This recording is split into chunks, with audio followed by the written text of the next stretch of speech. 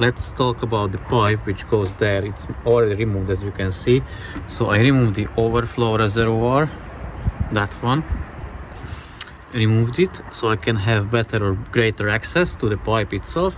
And it connects down there. Let me try to focus. Yeah, it connects down there. So let me show you.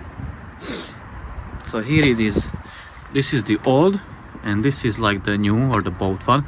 And what the issue was that this white plastic thingy was broken from inside on this one. So what you can do, you have more options. Undo the clip on the bottom and remove the whole pipe, fiddle it out, or you can just undo the clip on the top, push down the pipe a little bit and then remove this section and put back to your old one. I'm not sure what I'm going to do, but I think I'm going to remove the new this one, the bracket from the new pipe which I bought, and put back to this one as this, because I don't know any history of this pipe, so I feel safer if I transfer that one, the bracket, to the old pipe which was functioning properly. I don't know if it has any leak, crack, which I can't see. It doesn't really matter. So I'm going to undo the clamp or a clip, clamp 10mm nut bolt, undo it, transfer the bracket exactly the same way as it is, so, and then put back this bottom clip, tighten them down, push it back. And few of you are like asked how this one was working. So basically it is on the car. If you're standing in front of the car, it is on like this, and it has two positions.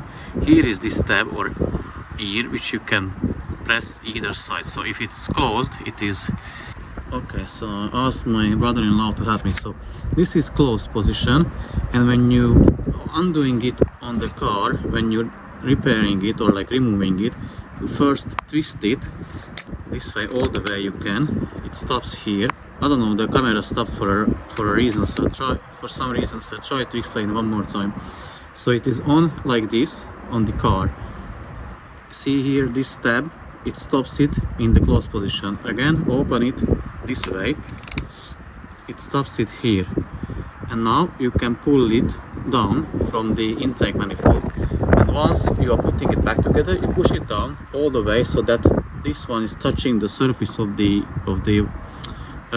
throttle body, which is mounted to the intake manifold from the bottom. So it touches all the way as much as you can do, and then twist it back, and then just to make sure, double check if you can pull down the pipe. If you cannot, it is good.